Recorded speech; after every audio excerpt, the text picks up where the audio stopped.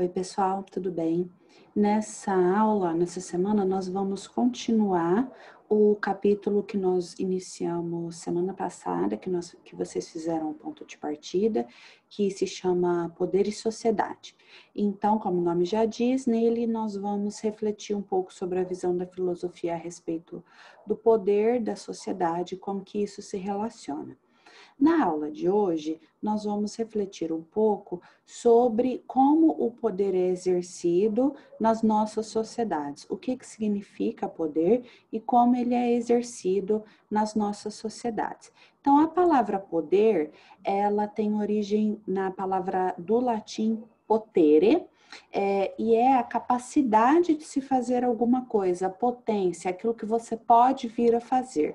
Então, não necessariamente algo, poder tem a ver com aquilo que você tem a capacidade de alcançar. Então, você pega, por exemplo, um martelo. O martelo tem o poder, tem a capacidade de ser usado para facilitar o seu trabalho quando você for prender alguma coisa com pregos, por exemplo. Mas, ao mesmo tempo que ele tem esse poder de ajudar, ele tem um poder de machucar alguém. Se você, por exemplo, for descuidado, tá em cima de uma escada, em cima do telhado, utilizando o martelo, deixa o martelo cair e o martelo acerta a cabeça de alguém lá embaixo. Ou você martela o dedo de alguém ou o seu próprio dedo, ou você utiliza o martelo como uma arma para atacar alguém. Então, ele tem esse poder, essa capacidade, essa possibilidade, essa potência de ajudar,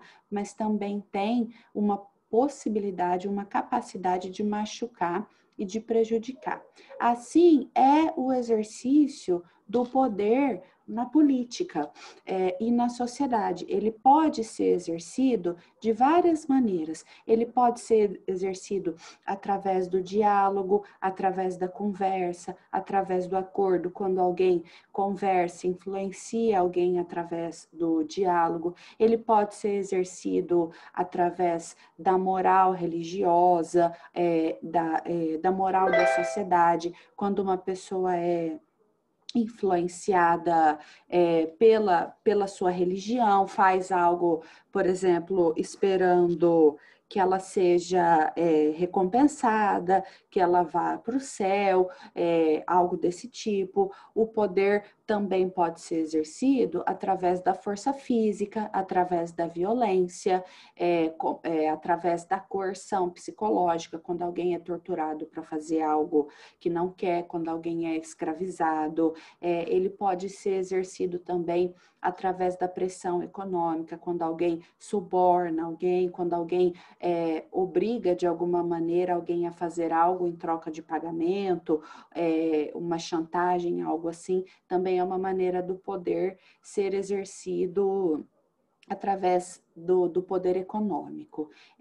Muitas vezes, o poder ele é exercido juntando uma combinação de fatores. Se a gente pegar o poder na nossa sociedade, por exemplo, vamos pensar a maioria dos políticos. Eles exercem o poder deles através do diálogo e através do convencimento, conversando com as pessoas, propondo suas ideias, mas eles também utilizam, às vezes, promessas de emprego, a gente sabe que tem políticos que compram voto, políticos que, enfim, utilizam outras ferramentas além do diálogo e da conversa para conseguir exercer o seu poder. E quando os países, por exemplo, um país entra em guerra com outro para conseguir algum fim, também ele está exercendo o seu poder, não diplomaticamente, não conversando,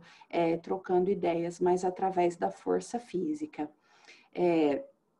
E aí, pensando sobre como o poder é exercido nas sociedades, a gente pode comparar um pouco de como que o poder é exercido hoje, que nós temos em geral no mundo sociedades mais democráticas, em que as pessoas podem protestar, podem denunciar, podem participar mais ativamente da política, e aí nós vamos comparar isso com a visão antiga, de antigamente, a respeito do poder. Se nós pegarmos lá na Grécia Antiga, por exemplo, o Platão e o Aristóteles, eles tinham uma ideia de poder muito diferente da ideia que nós temos hoje. O Platão, por exemplo, não acreditava que todas as pessoas de uma sociedade deveriam exercer o poder de maneira igual. Ele acreditava que deveria haver um governo dos poucos. Ele, no livro dele, A República, ele defende que deveria haver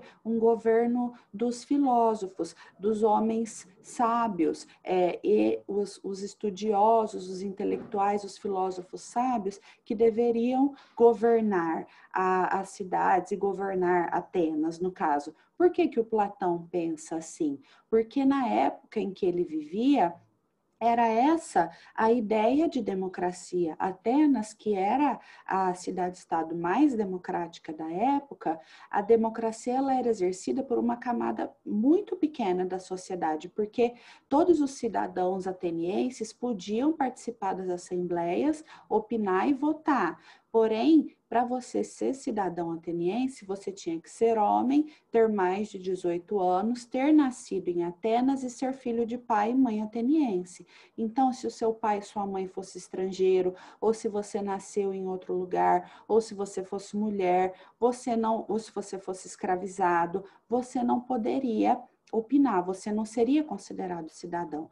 Então, no contexto em que o Platão viveu, não existia nem a possibilidade de você ter uma democracia como a gente tem hoje, em que todas as pessoas maiores de 16 anos, mulheres, homens, não interessa, podem participar.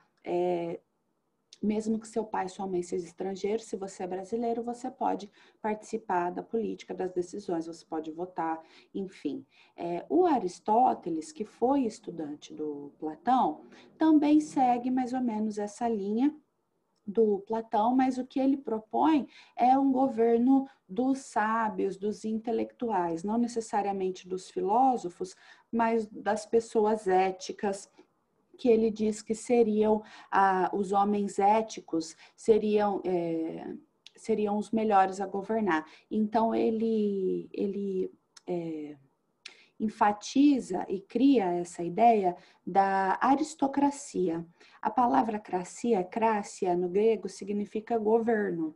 Aristo seria dos melhores, então a aristocracia fica traduzida como o governo dos melhores. Esses melhores seriam, então, os indivíduos intelectuais, os indivíduos que teriam estudado, os filósofos, enfim, aqueles poucos considerados melhores que poderiam participar do governo, e não todos.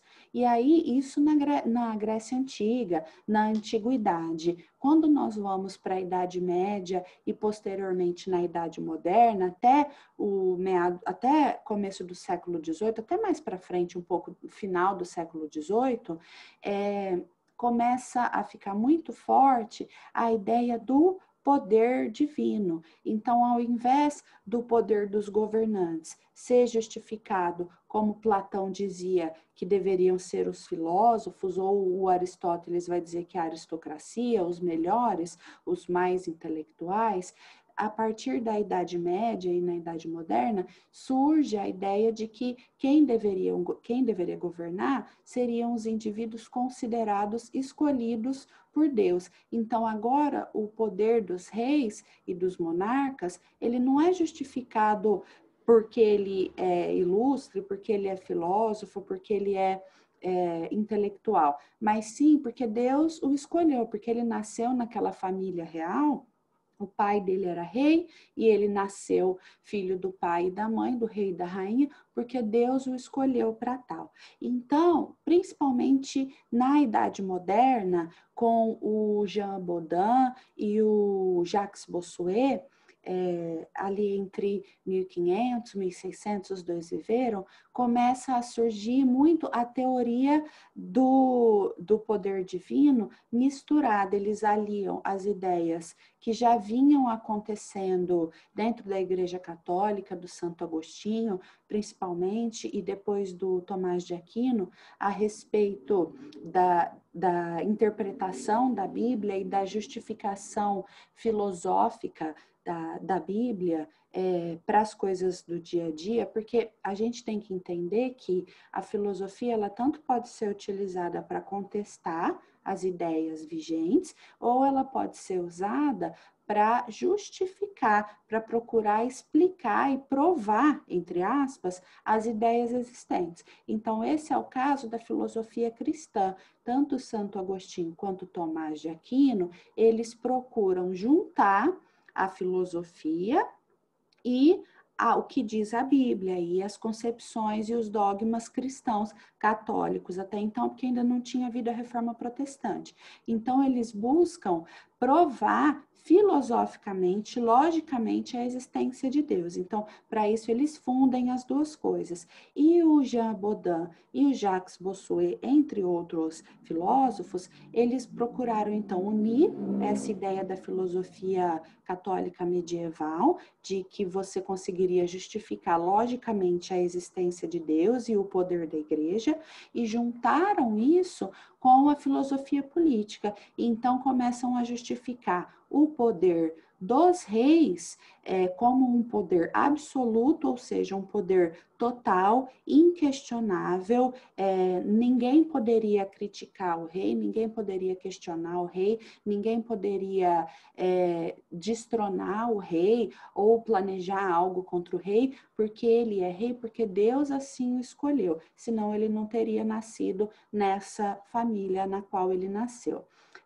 Então, daí que vem toda a teoria do absolutismo, da monarquia absolutista, que foi muito forte, principalmente durante a formação dos Estados Nacionais, no final da Idade Média, na Baixa Idade Média, durante o Renascimento ali, e no começo da Idade Moderna.